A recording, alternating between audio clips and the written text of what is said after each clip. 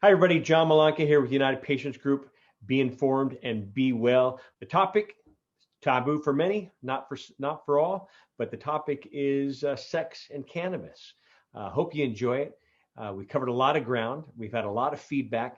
And if you do have questions or any comments, please leave them in the thread below. We'd love to see them. And if you have any topics you want us to cover, this is what we're here for. The topic of sex and cannabis has come up so many times that we went out and found an expert, and I think you'll enjoy this. So appreciate your support over the years for United Patients Group and what we're doing here. Enjoy the show. We'll see you soon. Bye-bye. Hey, everybody. John Malanca here with United Patients Group. Be informed and be well. Pleasure to have a wonderful guest, Chelsea Cebara, on with us tonight. And Chelsea, welcome. Hi, thanks for having me. So this is a topic. Well, first off, we haven't done a Facebook Live Q&A on United Patient Group in a long time. So we've been doing the podcast. We've been doing shows, but we haven't done this. And so a lot of our followers have come to us and said, hey, guys, when are you going to do a Facebook Live? So why not break the ice with a topic that's kind of taboo to some, and I'll get into that shortly. And I'm not talking cannabis. I'm talking about sex. And so Chelsea Cebara, she's been helping humans, and I love that, effectively and mindfully combine sex and cannabis since 2010 as a professional sex educator, product developer, and medically certified cannabis consultant. She is proud to develop the first water-based barrier-compatible THC lubricant. We'll get into that too. Velvet Swing. Ms. Cebara has been featured in numerous publications such as Forbes, Cosmopolitan, and Dope Magazine, and was named one of MJ Ventures Top 40 Under 40 in 2018, and has been featured speaker at prominent industry conferences such as Women Grow. She recently founded Cebara Consulting, continues to teach her high-demand sex and cannabis workshops, and speaks nationally on the intersection of cannabis with sex, kink, and consent culture. So welcome, Chelsea. Thanks for being on.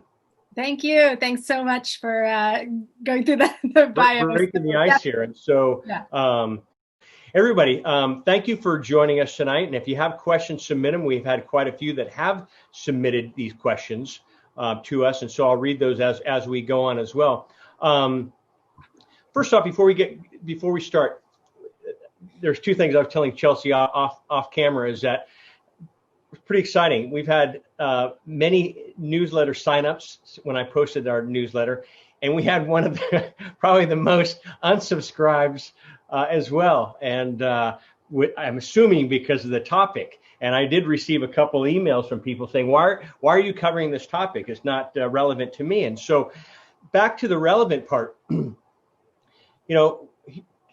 United Patient Group is a safe place that we've built that you can come and ask questions, listen, learn. Cancer is not relevant. I hope it's not relevant to anyone. And I certainly hope pain is not relevant to anyone. Bipolar, neurodegenerative diseases. And so not everything we just discussed here is relevant for everyone. But if we can help one person, and that's the way, I've always looked at it, Kurt and I have always looked at it. If we can help one person, then we know it was a successful meeting. And so that's why we wanted, I asked Chelsea to be on. She's an expert in this field, but also you, the listeners, have reached out to us and said, here are topics we'd like you to cover. And a lot of them we have. And so we've done it on our website, United Patient Group. We've done it here on Facebook and other social media channels, as well as our podcasts. And so that's why we have Chelsea on. So Chelsea, thanks for being on. And you were saying blushing about your intro there, but I'm not blushing about the sexuality stuff. I'm blushing about the tooting my own horn kind of. Oh, tooting your own. Well, I'll let you. I'll toot your own horn there as well. Yeah. So let's go with some questions here, and I have two things open. I have my iPad and my laptop here. Chelsea, what you do? Can you share what you do on a daily basis and what brought you into this industry as a professional sex educator? You've been doing this since 2010. Is this what your lifelong goal was and has been? No, no. My story is pretty similar to a lot of folks who struggled with a condition themselves and found that cannabis was the only thing that worked. In my case, it was endometriosis. And I, at the time, I graduated college in 2005, excuse me, 2009. Sorry, I moved in 2005. And I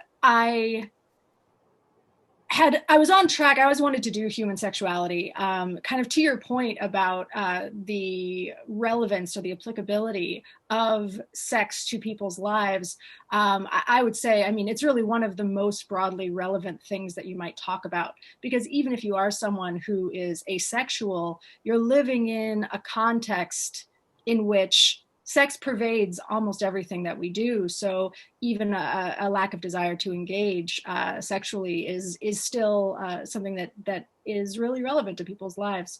So that universality became really interesting to me in the different ways that we manifest this kind of universal desire and the strange rules that we put around it. So I had gone to college for anthropology and was focusing on sexual health and was planning on doing that. And I had struggled with endometriosis for a long time.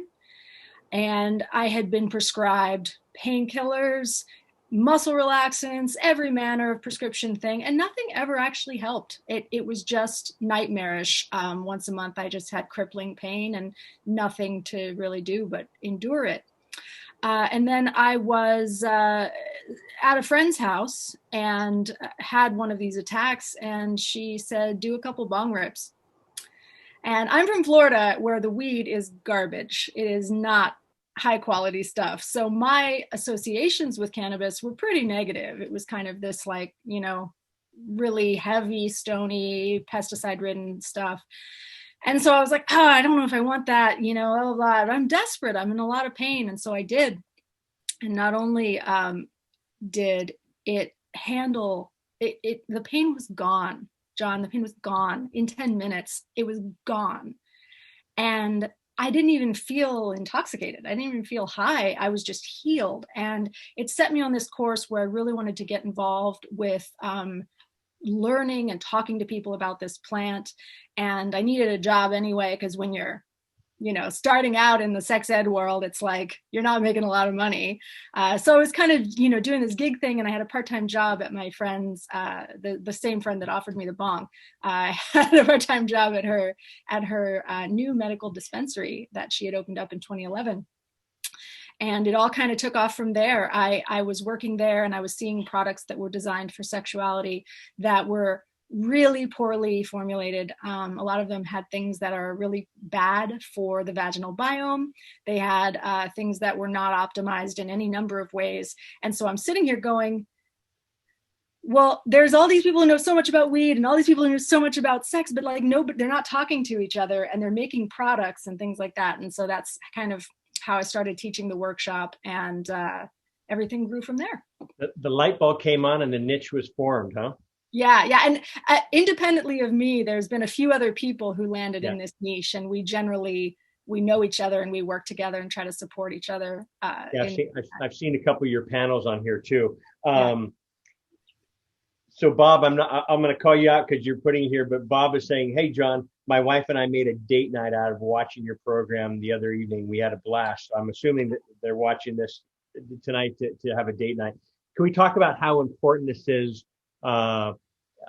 Having connection with your, I'll say mate, if you want to say mate, partner, spouse. Mm-hmm. And sometimes, and this comes in all the time here, and I'll go right into the first question, how can my partner and I keep up the energy year after year after being in a long-term relationship? Can you talk about the importance of connection with couples? I know that you work with a lot of couples one-on-one.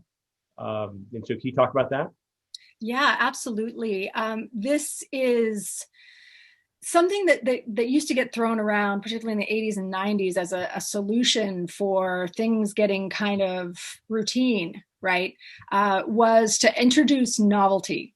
And they would talk about bring a new toy or new lingerie or, go somewhere new or something like that. And that's all great stuff, but it's kind of oblique to the actual issue, which is not so much that we get tired of the circumstances, but that we lose that spark, that admiration that we used to have in the limerence phase of our early relationship for our partner.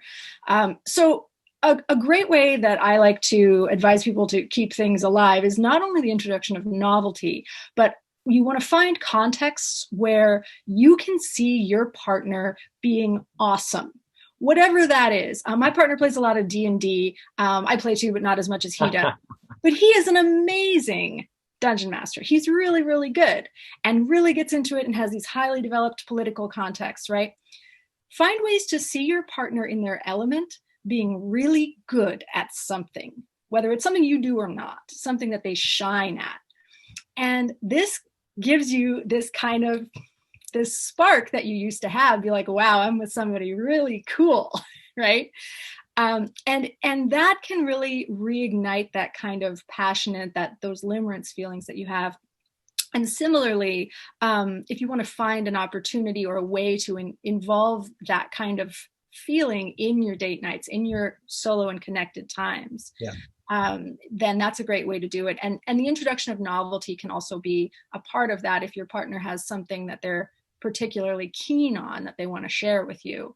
And of course, all the stuff we talked about on the podcast. Yeah. So everyone, if you haven't checked out the podcast, Chelsea and I did a podcast that aired, I want to say last week, and you can still find it on UnitedPageGroup.com podcast section there, as well as all of the other guests that we've had on there too. And actually, Chelsea, with this too, I've had more people contact me today with this newsletter that went out and said, how can I be a guest on the show? So thank you for putting that spark out there and leading into the spark. This question might have come from the same person. How can we keep the spark going with the ability to fan it into a flame at our discretion? Say that again.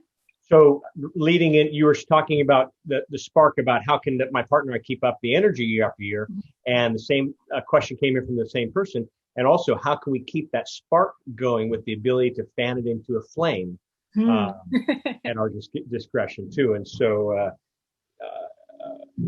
like Bob with his wife on date night. And so I applaud you, Bob, for having a date. Date nights are so important, and I hope everyone out there realizes that. So anyway, talking about keeping the spark going. Yeah, that is something that there's kind of a counterintuitive approach that you might take, which is stop trying so hard, take the pressure off, and think about everything around the connection, the circumstance, and you want to kind of let that connection happen organically, because nothing is worse for developing and cultivating passion than feeling like you have to, right? Performance anxiety is not just for the bedroom. It also is for all of your romantic connections. I mean, you don't want to, it kills it. So first of all, think about anything that might be getting in the way. Much like cannabis itself is not an aphrodisiac, but it does remove the barriers to your own eroticism. You might want to think about how that applies to everything else. So if you're tired and you're worn out and there's too many responsibilities and you're focused on the practicalities of life, you're not focusing on each other and that precious, unique connection that you have. So pay someone to clean the house, go somewhere, relieve that. If you have access to childcare safely in these times, use it. And you may want to consider the sort of, I hesitate to say tantric, because there's been a lot of dilution of that term, and I don't want to represent myself as a tantra person, but the approach of taking a very long, very slow process of connecting with each other, appreciating each other, your bodies and your energy before or even in lieu of thinking about sexuality. Sexuality will happen. Your sexual connection will happen when you give it the space to happen, when you remove the barriers of stress, pressure, and shame. And if you've been in a relationship for a long time, you're probably dealing with less shame-based stuff But if you have any of that hanging around, give yourself and your partner the gift of forgiveness for any judgment you might have for their fantasies or anything like that, and create a space that is shame-free. I think it's important to realize everyone's under pressure nowadays. You and I were talking about, you having your young one at home, or not actually your child's going to school, but they're not really having the interaction that they're normally having at school because they're in pods, they have masks, they go every other day. I'm not a parent, I'm not a single parent. I have friends that are single parents, and they're trying to juggle all the kids and making sure they're in school, making sure they're listening to the teacher, doing the homework, et cetera, et cetera. And so stress adds into that as well. People use, here's a question here. Hi, I use sex as a treatment for anxiety, as well as depression, as well as daily stress. Is this normal? And can I have, what discussions can I have with my partner? They use sex as a treatment, or they use cannabis as a treatment? Well, they're saying sex. So maybe sex is a treatment for anxiety. How about sex and cannabis for treatment? Well, let's go with sex as a treatment for anxiety. A lot of people feel that the only way they can get that relief of the daily stress and forget everything is to have sex. Yeah. Well, honestly, my response to that is high five. Good. You found something that works for you, and something that's difficult to access for a lot of people. Struggling with anxiety usually inhibits libido and sexuality and the ability to connect. So you've won in that case. The only time that it ever, and this is whether it's sex or cannabis or anything like that, I believe very deeply, the only time that it ever becomes problematic is if it's a problem for you. If it's causing problems in your life, then it's something that needs to be addressed. But anything else, literally any drug you might be using, anything else that you're doing, if it's not causing problems, you don't have any problems, And that's an important thing to think about when we're trying to deprogram ourselves and how we think about, what a drug is, in a country where we all wake up and drink a cup of speed first thing in the morning. Cup of speed, which caffeine is more addictive than cannabis. The topic always comes up. We've had other people on the show and they say, is cannabis addictive? Well, coffee's addictive. Sugar's has higher addiction rate than cannabis. And so I think it's habit forming. I don't know if it's addictive. And we're talking about using it as an escape here too. And I'm going right down the list of questions that have been submitted to us, as well as people that are writing in. So if anybody wants to submit questions, please do it right here. And I'll ask them to Chelsea live on the show here. Next question here, Chelsea.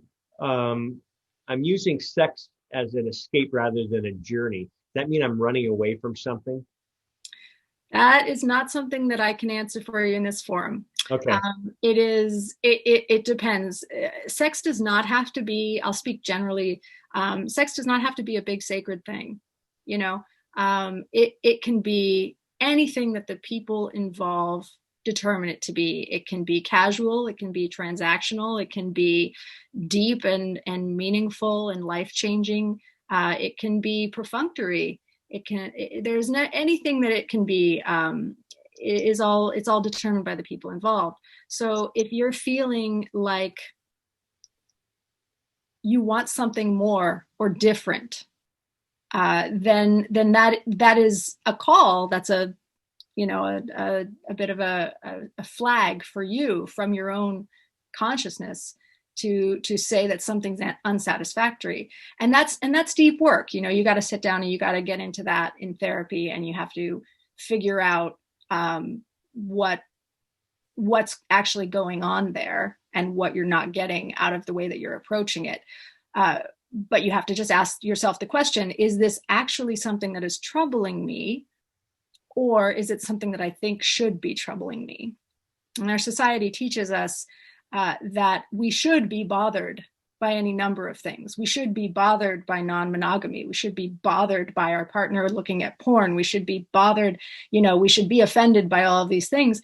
And I meet so many people who just actually aren't. they just think they're supposed to be. You're like, you dig down and you can kind of be like, well, what's actually troubling you? And they're not actually troubled. So doing that work of say, is this normative society speaking, or is this actually something that I feel is lacking and that needs to change? And if it is, then you go in and you do the work. Why is the topic of sex so taboo? Wow. That's a hell of a show. I mean, it just seems like it's a topic that, people don't want to talk about cannabis, and people don't want to talk about sex. And it's always a hush hush thing. And now we're combining it. And that's what I was talking at the beginning of the show, is that we had more unsubscribes to the newsletter, and then people wrote in as well. And so I just said, hey, you know what? It may not be relevant for you, but it is relevant for others. And so thank you for our listeners that are under here, and thank you for the people that stayed on our newsletter and didn't unsubscribe. I mean, we never want to offend anybody. I mean, these topics come up. These topics come in to myself all the time. United Patient Group, they come into Chelsea on a regular basis. And so that's why we brought this here as well. And I'm going to go right down the list that were submitted, the questions that were submitted here as well. Does cannabis, and I want to talk about the consent thing. And I know we spoke about this in our podcast, and that we had a lot of people that wrote in about the consent. Thank you to talk about that, just because of what's happening in our society right now. But can cannabis enhance sexual pleasure? Yes, the very, in contrast where the big question of why is sex taboo, I mean, I guess that's got a short answer too. It's just simply control, right? Yeah. It's simply control. It's a way to control people, and not all control is bad, but there definitely is a social need to modify the behavior of other people. And from my schooling in anthropology, I can tell you that the most effective way to control people and to influence their behavior is to weaponize shame. And so they've been very, very effective at creating taboos around sexuality, which is really bizarre considering how universal it is and central in many people's lives. But well, it's funny because I never had the sex talk in our house. I didn't talk about cannabis in the house. It was something that we didn't talk about. I grew up overseas, so I missed the whole sex ed class. I came back here for high school, and all my buddies, I said, we didn't have the sex talk. And I said, I can't, and nowadays, and we shared this on the podcast, I applaud my friends who have kids, and they can have the talk about cannabis and drugs with their children. Maybe partake with their kids, but also have the talk about sex with their kids, and not make it so taboo. I think this conversation with family members, I think it brings the family closer together. Yeah. And so it's not one talk either. It should not be like this one pressury, heavy thing where you sit down and you try to explain the birds and the bees all at once. Or they walk in your room. It's like, son, let's have this conversation here. Right? It's very strange, and it conveys, and your actions all the rest of the time convey to your kid, this is something dark and dirty and shameful. When it's not actually at all. You can play around with those ideas, but there's little else that is as pure as a desire to connect with another human being. And sex is one of the ways that we do that, and it's extraordinarily natural. So the idea is that you just kind of normalize the presence of sexuality, like it exists. Now there's a difference between acknowledging the sexuality of kids or of like your peers and anything like that. We all have asexuality, right? Even very young children have this kind of amorphous they have a sensual urge, right? But that is very different from sexualizing, which we don't want to do in any of these contexts, right? And I think a lot of people see those as the same thing, that you can't talk about sex without sexualizing. And I think it's really important. A lot of my work is I want, as much as possible, activist-wise, to break those two ideas apart. We can discuss and acknowledge the sexuality of something without making that person an object of our own sexual desire. And I deal with this, unfortunately, constantly as a female-bodied person in my, a female presenting person, in my workshops and stuff like that. I talk frankly about sex, and then you get a lot of people who, the presumption is that I'm opening myself up for sexual advances. It's like, no, these are two different things. One is discussion of sex. The other one is creating the objectification, the sexualization of the person that is speaking. Mm-hmm. And I think if we could separate those two ideas, we would have a way less weird time, basically. And we could speak about things frankly without feeling like we were being inappropriate, right? Yes. Yeah. But you had your question was the question that is, can cannabis enhance sex? And that's an easy one to answer. Yes. Okay. Yes. Absolutely. that was like your earlier answer. That's a high five. Yeah, that's an easy one. I mean, if you want to talk about the mechanisms by which it does so, the theory behind it and things like that, we can get into more detail. But the take home is we have a sad state of scientific research on the intersection of cannabis and sex. That is not surprising considering the dual stigmatization of these two topics. However, we do have some research, and more importantly, we have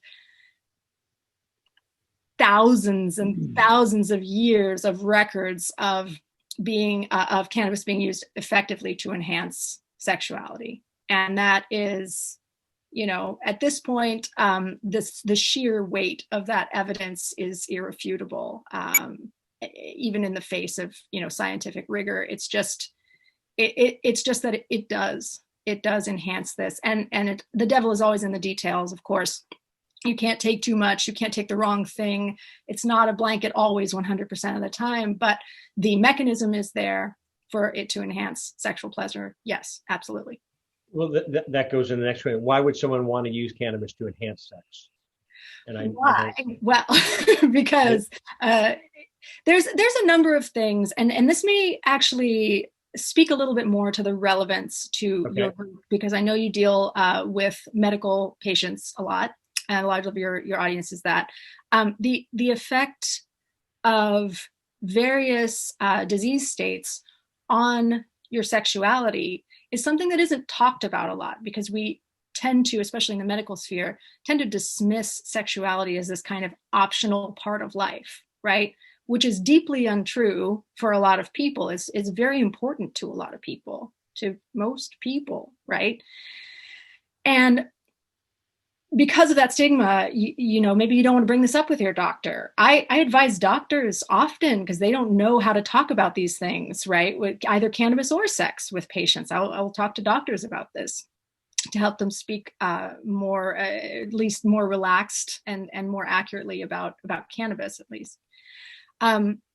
So there are a lot of conditions that can cause sexual dysfunction, and some treatments, like chemo, for example, right, can exacerbate sexual dysfunction.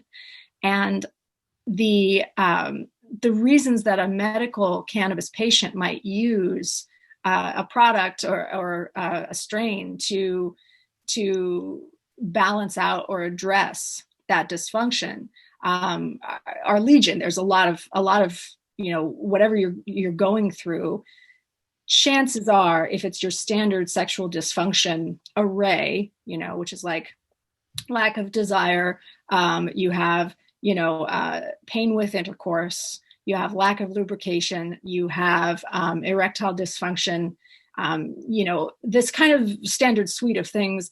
Cannabis is moderately helpful for some of them and extraordinarily helpful for others. Like post or perimenopausal anorgasmia, you have cannabis can be a revolution for that. If you're struggling to find orgasm, and that's a change from how you were prior to the start of menopause, cannabis can address that in tremendous ways. Less effective for ED, less effective for desire, libido issues itself, but again, it can help kind of remove those barriers to your own libido flourishing. It's funny that question came in here. Hey, hi guys, the physical cues for male sexual dysfunction can be obvious, as you're talking about erectile dysfunction, but not so much for women. Are most women aware that they may be suffering from sexual dysfunction, or is it harder to spot?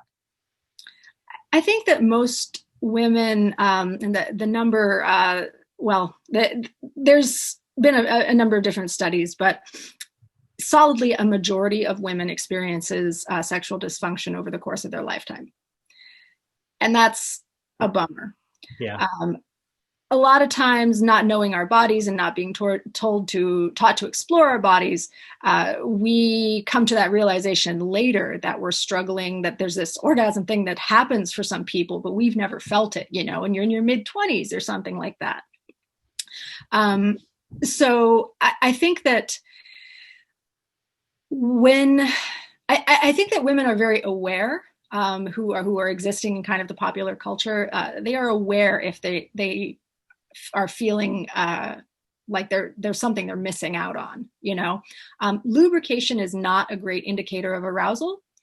There's a common misconception about that. Lubrication is really, really hit or miss. So don't take that as a gauge of whether somebody is turned on. But the erectile tissue that is present in the penis is specifically in the glands, the tip of the penis, is analogous to the portion of the clitoris that is exterior. So that's the same tissue, right? It's just been modified based on, the developmental cues, your genetic cues while you're in the womb. But it reacts pretty much the same way. And so you can kind of sense, you can feel if there's a response there. And I think there's enough now, and while it's pop culture and it's like kind of bad info, there's enough open discussion of sexuality that I think most women, if they are, engaging with that at all, they're going, there might be something missing there. And unfortunately for a lot of us, it takes time to discover that, be in your power enough where you want to say, I want to change that. So how much is physical over psychological then that you're seeing with your clients? Oh, with my clients in just a general sense, I would say and this holds true in research, that the psychological aspects are definitely bigger for female identified persons. Yeah. There's more brain stuff that's happening. This is a topic this question comes into us more than any other. And so about sexual dysfunction and this question, for example, what can I do as a lover when I discover my partner suffers from sexual dysfunction? I don't want to make them embarrassed. And so can you share, I think we talked about this on our podcast the other day, massage and making making the connection. Yeah. Well, it depends on the type of dysfunction, and the root cause of that. ED can have physical as well as psychological causes. The same is true for, female sexual dysfunction. Yeah. But if you're dealing with something like vaginismus, which is an unconscious tightening of the pelvic floor muscles that often accompanies PTSD, the solution to that is to heal this, to address the PTSD, rather than to think about it as a sex thing. There's all kinds of issues, and they may have come from a sexual circumstance or a sexual assault. But that is, it's not what we would really call sexual dysfunction necessarily, because it's this much bigger suite of issues. So some of it does depend on, where it's coming from, what body parts we're talking about here. But always as a partner, your job is to be supportive and not pressury. Extend an invitation, put things as fun. If there's something that you want to try, and for the love of God, stop thinking about penetrative sex as the only option. We're males. What are you talking about? There are this, but kind of maybe contrary to what you might think, taking the focus off of penetrative sex in a hetero couple can actually get you to the penetrative sex, because it's confidence building to engage in other ways. Decide that you're going to have a non-goal oriented masturbation session, or just, an oral session or something like that, where you're not going to worry about people are getting off. You're not going to check if people are getting off. If it happens, great. But your goal is solely to experience pleasure together and build that trust and connection and confidence. And if you continue to do that, and you just take that, think about all the different things that count for sex. I mean, it's only, what is it? 20% of vagina owners can orgasm from penetration alone. Did you say vagina owners? Yeah. Those in possession of a vagina. I've never heard that. Vagina havers, vagina owners. I like it. It. And only 20% can. Yeah, it's very, I should be, when I teach, I have these earrings that have a diagram of the anatomical clitoris that I use to show. I should have been wearing those. So the clitoris is a massive structure. You want to talk about tip of the iceberg, right? The part that we, the little man in the boat, the part that is exterior is very small, right? And what a lot of people don't know is that the interior clitoris is enormous. It hugs the vagina and stretches up in two tendrils inside the pelvis.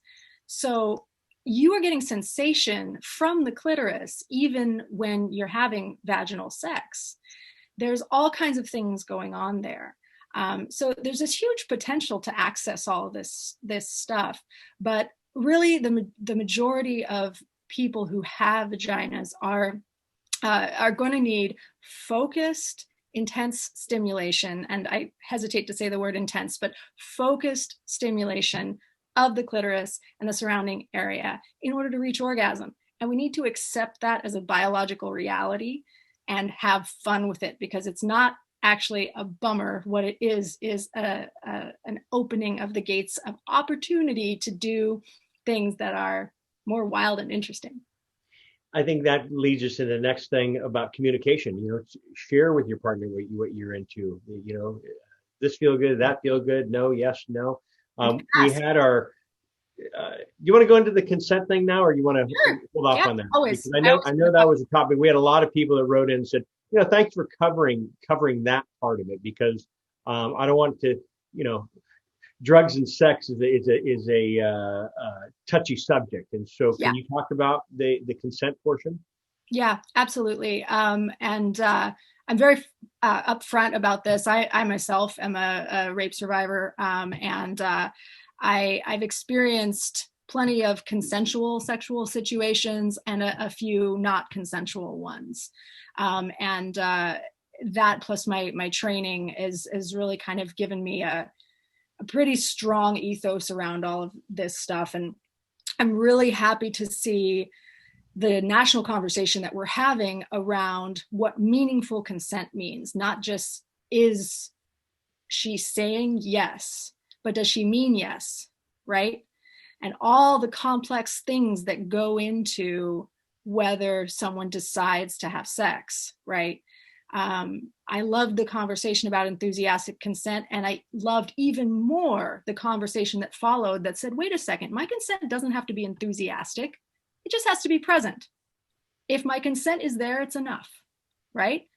Sometimes you love your partner, you're not as much in the mood, they're really in the mood. You can toss them one, it's okay. You don't actually have to, be like, there's not pressure to be that enthusiastic, but it does have to be present.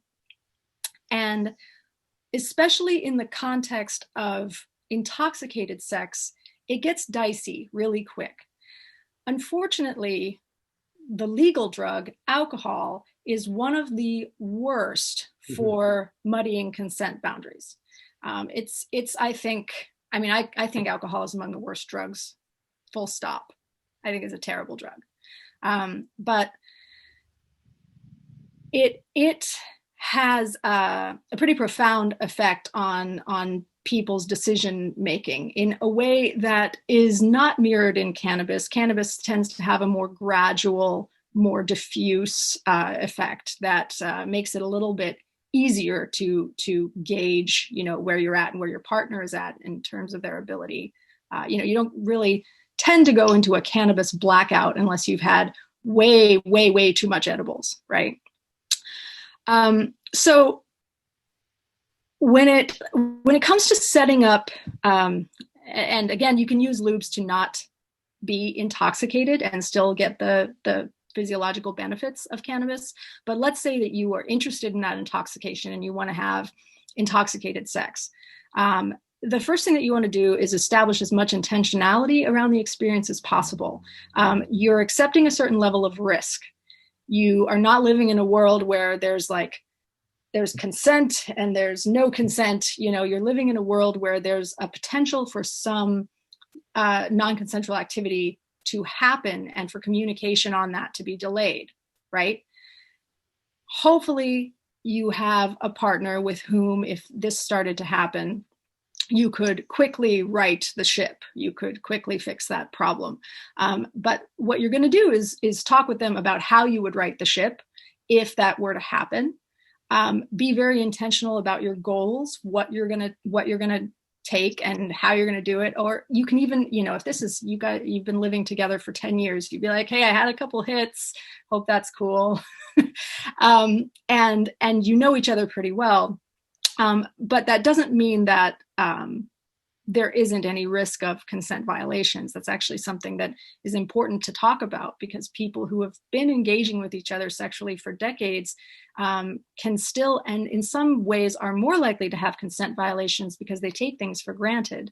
And that's why I harp on the intentionality aspect of really doing whatever you're going to do on purpose. On the podcast, we talked about the yes, no, maybe list, which is a great tool for doing that. Attention is your greatest ally. For those of you who have not listened to the podcast, you want to go over that? Real quick. Okay. This can be a fun exercise, especially if like that one person has been in a relationship for a long time and wants to spice things up. This can be a fun activity. You can tell them Chelsea told you to do it. It's not you. You had this. I'm blaming on Chelsea. Told you to do this.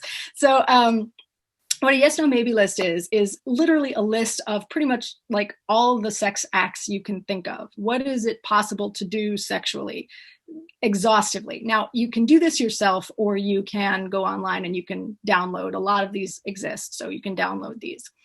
And for each activity, the idea is that you would say that you're a yes to this activity, you've tried it and you love it. You're a maybe, either you haven't tried it, or you've tried it and you're not sure, or you want to try it on under certain circumstances, or you're a no, right? You're not going to be doing that ever, right?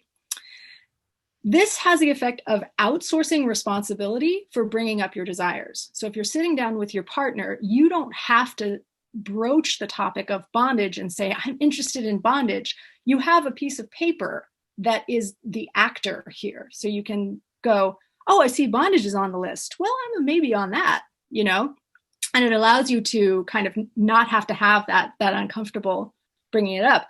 And you can have, a joint or a glass of wine or something and make a fun activity out of this, and kind of get to know each other a little bit better, because I guarantee you, if you've been in a relationship for a long time, there are things your partner is into that you don't know about. And it's an opportunity for you to find new areas to explore together. And if you're brand new, this is something definitely in the kink community that is kind of because if you're going to play on those fringes, right, then you want to be really, really intentional about what you're doing. So this practice kind of originated there. And with new partners, I would love to see normative partners incorporate this as standard practice with new sexual partners. Like, what are we into? What are we going to do? This is something that the sex positive people do all the time, having conversations about the sex they're going to have later. But I feel like in the muggle world, as we call it, you say the muzzle world? The muggle world. Oh, okay. The non-magic people, the people that don't live in the sex positive bubble. I feel like that's really rare. Yeah. To have that conversation about what kind of sex you're going to have. That there's this expectation that it's just going to magically line up. And that's not only bad for the sex that you're going to have, but it also is bad for the consent angle. I mean, you're going to more struggle to understand each other's signals if you haven't talked about what those signals are. And blame it on Chelsea. Chelsea's list. Chelsea told you to Chelsea. do this. Yeah. I just thought it would be fun. Yeah, good. You spoke about lube a couple times, and I want to. Can you share? You made a. We talked about your company, of what you're doing, and one, it's the first. Is it non-lubricated? That does. I mean, that was new to me, knowing that a lube could actually ruin a condom. Meaning not ruin it, but disintegrate it. Weaken it, disintegrate it. Yeah, is what can actually happen. Yeah. So can you talk about that? Yeah, this is an important safety element. And again, something that in the sex positive world, this is known, but in people who don't. What's the definition of sex positive? Oh, sex positive. Well, there's probably a formal definition out there, but this is a movement that started in the 90s, like 80s, early 90s, about the idea that we regard sex as an inherently positive act, right? This is separate from the words non-consensual sex that's not a thing. If it's non-consensual, it's not sex, right? Then we're talking about assault. So I'm not talking about that stuff. I'm talking about any sex that is consensual is inherently positive, right? There are some people who take it a bit further and say that we don't need to be sex positive, that we should be sex neutral. But I myself am a sex positive person. I think that it's an inherently positive act if we're being consensual about it. The nature of it is inherently positive. What was the thing before that, though? I was supposed to be answering something else. Your lube. Lube, right. Right, yeah. So I'll just say this loud. Oil-based products, whether oils in general, whether they are cannabis infused or not, are not compatible with safer sex barriers such as condoms, dams, and gloves. That includes latex, polyisoprene, and now polyurethane as well. We used to talk about polyurethane as an option, but Trojan Supra has said that they do not want to represent their Supras as compatible with oil-based products. So technically all of those. Lambskin is an interesting kind of one over here, like you have your general suite here, and the lambskin condom question is pretty interesting in the like kind of how the discourse goes with harm reductionists versus, like what are the risks that we're taking here? But theoretically, they would be compatible with an oil-based lube. So I just want to get that out there. Yeah. Don't use oil with barriers. And do you want to give your company a plug on that? Oh, sure. Yeah. No, I have amicably parted ways with Velvet Swing. But I still huge supporter of the brand. We're on great terms. Everything is fine. But it was me and my business partner, Mistress Matisse. She is a pretty well-known author and dominatrix, and we know each other from the sex positive circles, right? We both sex educators. We both talk on various topics, and she reached out to me because she knew that I had been doing the sex and cannabis thing about formulating a water-based variation on the cannabis lubes that she had been seeing. So oil-based lubes, oil-based cannabis lubes are great and can be great for a number of reasons. I recommend them to a lot of people, but they do have some drawbacks. That is specifically, they taste and smell like weed, they can stain, and they're not compatible with the safer sex barriers, right? So she wanted to fix this, and what ended up happening is I formulated the water-based, emulsion-based alternative that we called Velvet Swing, and that we did a bunch of testing to determine is compatible with latex, polyisoprene, and polyurethane barriers, which is great. It's great to have as an option. And the big thing to remember, whether it's water-based or whether it is oil, is that cannabis lubes are not actually lubes. They might feel lubey, they may add some lubrication, but what they really are is topicals. And you want to give them time to absorb. So when you're using these, you want to put them on any densely vascularized area. Of course, that includes genitals, perineum, but it also includes areolas. Some people use it on the interior wrist or ankle, maybe even behind the ear.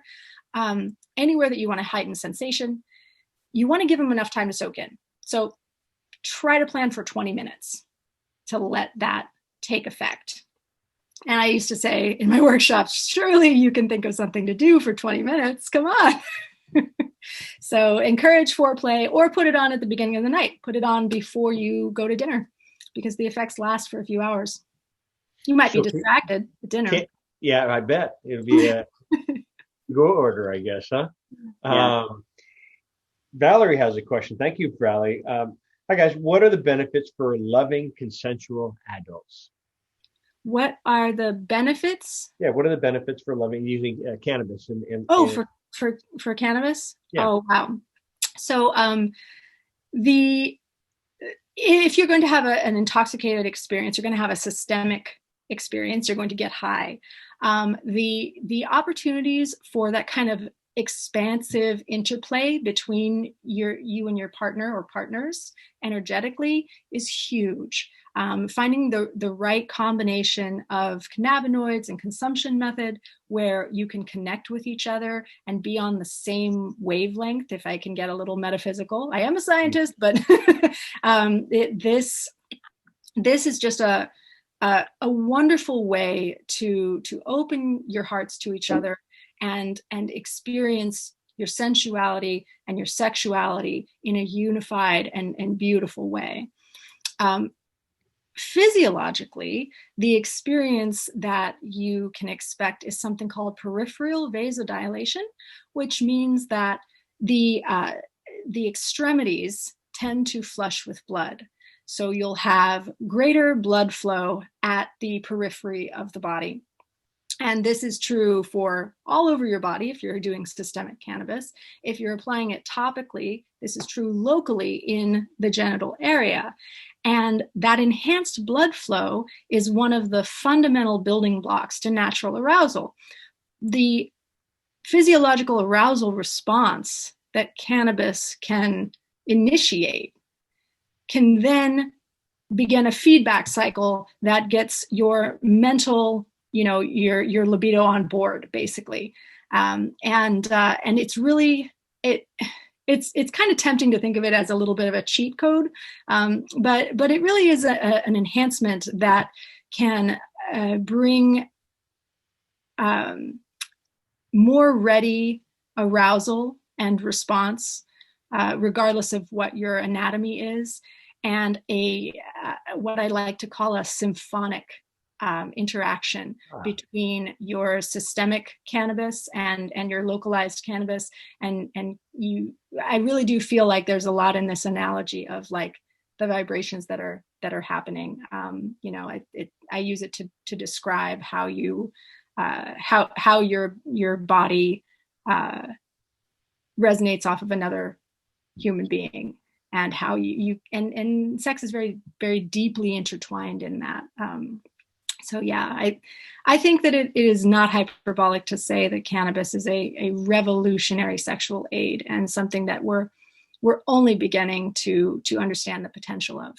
My work has certainly shown that. Yeah. What's the history of sex and cannabis? I know we kind of talked about that, but that one comes up. It's been used for thousands of years. Yeah, I was saying on the podcast, it was probably about 5 minutes after the discovery of cannabis that it was used sexually. that's how human beings tend to do. We try it with sex right away. So there are records in Egypt and in a little bit in China. There's a couple of Scandinavian references. And then, of course, in the turn of the century here in the United States, we have a lot of references to gynecological concerns, whether it's pain with childbirth or various kinds of menstrual pain. And not a lot of things are written down about specifically enhancing sex. But one of the interesting things that I mentioned on the podcast as well is that there is the suspicion that this ointment that was rubbed on the broomsticks of witches was actually, it included cannabis, and that this was a delivery method actually for decreasing menstrual pain and various kinds of gynecological pain. I'm chuckling because I forgot about, we had a lot of people write in about that the broomstick thing. And yeah, so, and it's all, it's like informed conjecture, right? But yeah, and then seasonal, right? Witches. Yeah. Yeah. We'll see them Saturday, I guess, huh? Yes. Happily flying on their broomsticks here too. So, I want to talk about, here's a question that's coming, then I'll get into the next one here. This is from Brandon. Hey, Brandon, do you believe THC or CBD or other cannabinoids are what heightens sensitivity for the women in her vagina, libido, clitoris? And in particular, what ingredients do this as well? THC is really your powerhouse. We did go into some depth on the podcast about how CBD is a helper cannabinoid. It is really not suited for being used in isolation. So if you can get your hands on THC Lube or THC products, you'll have a much better effect than if you go CBD only. And I know that's difficult with regulations, but that's just the reality of the matter. THC is a more potent vasodilator. It's going to be where you really see your greatest results. There are other ways and other ingredients that can be included as part of a preparation. You can make cannabis lube at home on your stove, and you can add some of these other ingredients and see if it works for you. I tend to try to keep it simple, but the inclusion of kava is a common one. Some people will use either, like there's been raspberry leaf, and people have used various kinds of like cinnamon and things like that. And I think the inclusion of many of those more aromatic herbs may be supportive, but it is also introducing additional terpenes, which may help with the absorption. And kava is a little bit of a different thing. Kava is a kind of root. Is it a root? Kava? Yeah. Yeah, I think it is. I'm not a huge herbalist. I don't. That's the same kava you're talking about, though? Yeah, it's the same stuff that you can get out at health food stores. Same deal. Yeah. That is helpful for stimulating blood flow and is often included in preparations with cannabis. Thank you. Yeah. Erectile dysfunction and mixing cannabis with Viagra. You touched up on that, and that topic came up quite a bit as well. And can you talk about that? Yes, CBD is enjoying this. It's jumped the shark now a bit, but it's enjoying this popularity, and people perceive it as completely harmless because it doesn't get you high in the way that they understand THC gets you high. And that's really unfortunate because CBD does have a number of potential drug interactions at high doses. If you're taking 10 milligrams of CBD, you don't really have to worry about that, But if you're taking these high doses of CBD, actually trying to treat a condition with it, you do not want to use anything that would be counterindicated with grapefruit juice. So it's the same liver enzymes that kind of delay the processing of the cannabinoids and can increase, not the cannabinoids, delay the processing of the medication that you're taking, and can increase the duration and intensity of whatever it is. And Viagra is one of those drugs. So if you are taking high dose CBD, do not take Viagra, or you're going to be more at risk of the infamous erection lasting 4 hours, which is more than 4 hours, which is, we laugh about it, but it's actually quite serious. So you don't want to risk that. THC less so. You actually have less concerns there of drug interactions. So it's just that high dose CBD that you want to watch out for at this time. high dose CBD puts me to sleep. So there, that's Yeah. what it does to me. Yeah. And how funny. Laura says hashtag vagina owner. So you have a fan here, Chelsea. Yay. Yeah. We'll let Chelsea coin that term. This topic, this came in on our podcast. We talked about cannabis helping with erections, with the blood flow.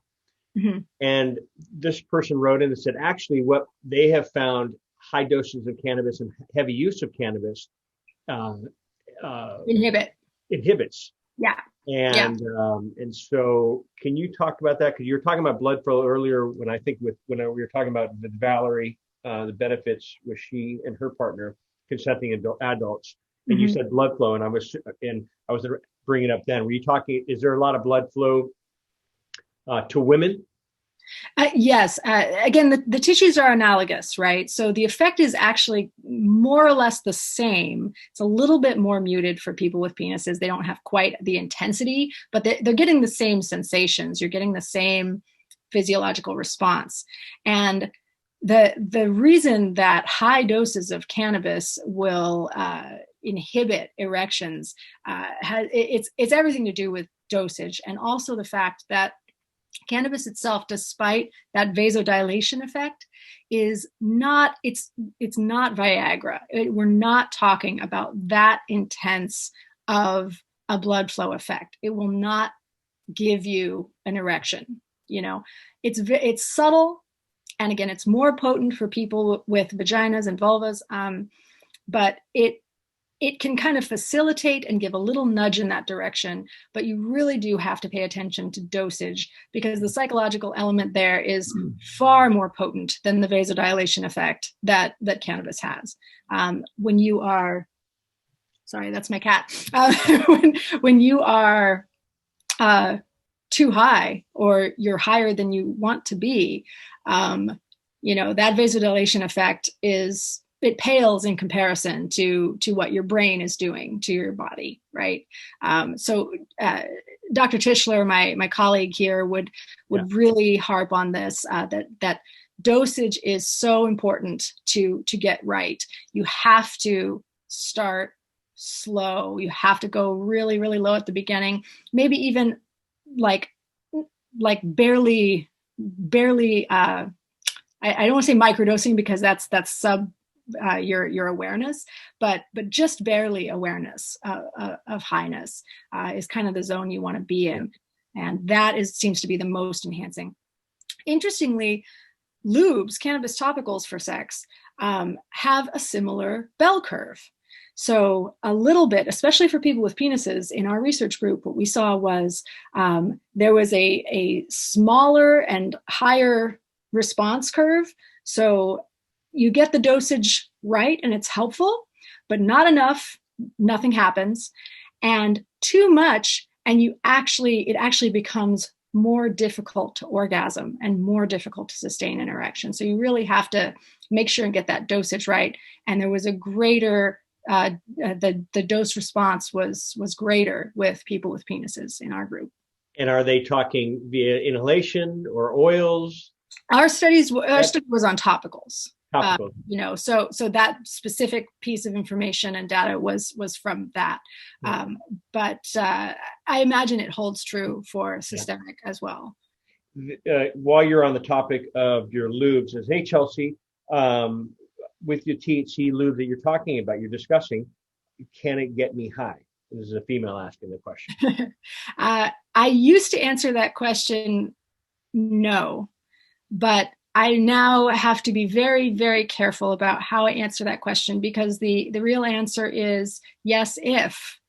If you are using a topical, a THC topical, vaginally and nothing else, the chances of you absorbing enough into your bloodstream to experience a psychoactive high, very, very low.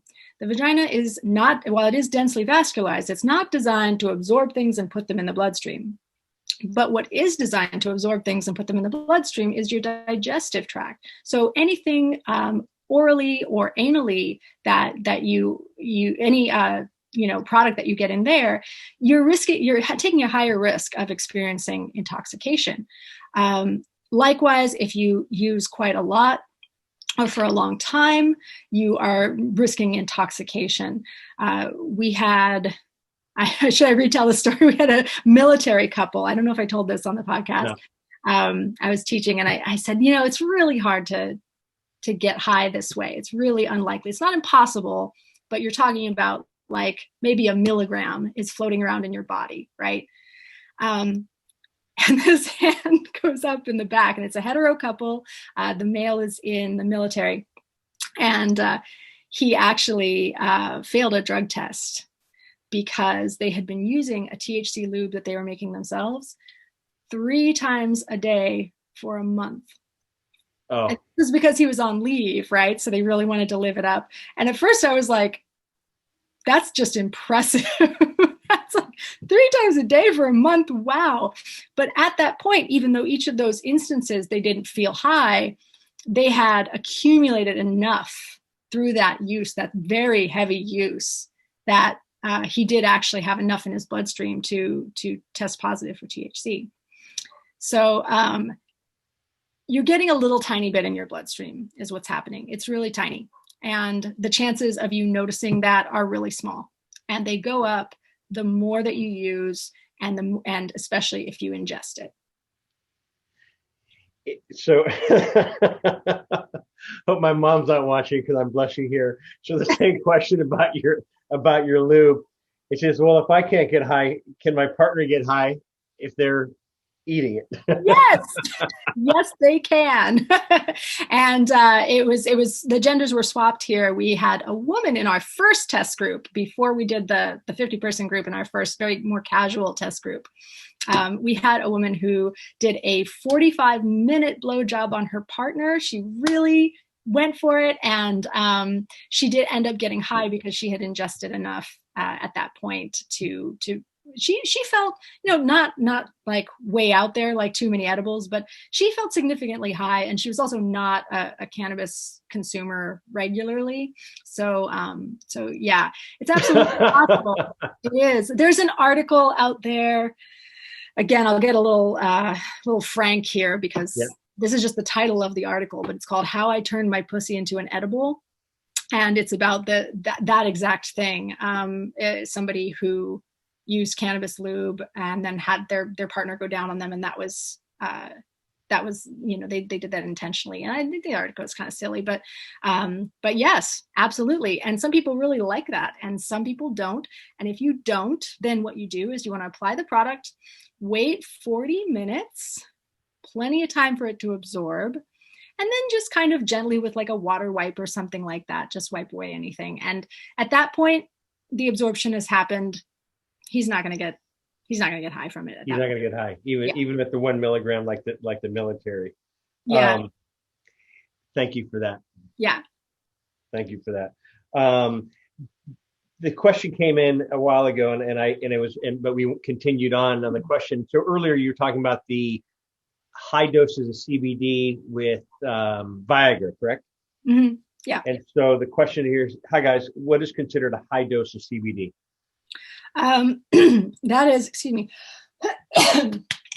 that is, if I had to put a number on it, I would say anything that is upwards of 5 milligrams per kilogram of body weight is probably what I would say. The most medically active doses that they're looking at right now are 10 milligrams per kilogram of body weight, which is in the neighborhood of like 800 milligrams for a 150-pound person. So it's a lot. It's something that you would be needing to do on purpose. If you are taking hundreds of milligrams, if you are in the hundreds of milligrams zone with your CBD intake, then that's probably where I would start to pay attention. Perfect for that one. Thank you. I'm going down this list here, and I know your kitty's probably saying, feed me, feed me. Let me see. And if anybody has questions, I would let you all. We have Chelsea on here. Pretty much went down. We talked about the history of cannabis. the escape. Let me see here. Dysfunction. Thanks for all these questions. I mean, we had a lot of people, and a lot of people even wrote in, so I'm not able to watch a show. Will you be re-airing this? And so, yeah, this will actually be live here. We'll have this. It stays on Facebook, but we'll also put this in our United Patients Group podcast section. Excuse me, no, on YouTube, on the YouTube section as well. We talked about what's the biggest benefit for cannabis you can have on me and my partner. We did cover that, correct? I think that was after a Valerie. I would think so. Question. Yeah, most of the blood flow is the physiological effect, the dominant physiological effect, and that decrease in the bad kind of tension, not the good kind of tension, which is, you intentionally clenching and clenching as an arousal response, but like the unconscious tension that can cause painful intercourse.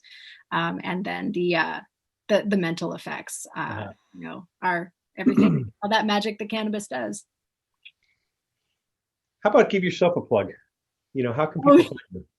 Yeah, that sounds great. I did just start this new venture, and is in these weird times, where I'm parenting and running a business at the same time. It's definitely helpful to get as much info out there as possible. So I recently started my own consulting company. It's called Cebara Consulting. That's Cebara, which you can find me at chelseacebara.com, ChelseaCebara. And I am consulting with primarily businesses, primarily corporations, especially those who are new to the cannabis space, who haven't formulated with cannabinoids before and need some help with product development and formulation. I can also do marketing, branding, and I did a little bit of content creation also. And then individuals who are interested in, not as medical advice, but who are interested in a consultation to just kind of help them navigate the extant cannabis marketplace and choose the best products for them in an informed way. How to read a label, what terpenes to look for, how to find a COA, what products and consumption methods might be most appropriate for their specific concerns. I also offer individual consultations there. And I am looking for work right now. I would love to have more clients, especially, those people who are more novices, but we'll work with anybody at any level to help refine and perfect your cannabis products. Amen. Well said. Chelsea, thank you. Thank you for coming on the show, not only on the Facebook Live that we've just done, but also on our podcast. The feedback has been great. If you haven't watched the podcast, the topic of that is how can I improve my sex life physically, emotionally, and spiritually. Chelsea Cebara, thank you so much, as always, for being on, and thanks for helping out. Yeah, pleasure as always, John. For everybody else as well, and we'll see you soon. Again, this is John Malanca with United Patients Group. Be informed and be well, and have a blessed evening, everyone. And thank you for everyone who made this a date night as well. So date nights are very important. Take care. Thanks, Have fun. Have a good night. Huh? Good night. Good night, everyone. Bye-bye. Hi, John Malanca here with United Patients Group. I hope you've enjoyed our videos. Please click like as well as subscribe to our channel here on YouTube. Also, follow us on Twitter at UPatientsGroup and on Facebook at United Patients Group, as well as for our podcast. Please click the link in the description below. We'll see you there. Bye-bye.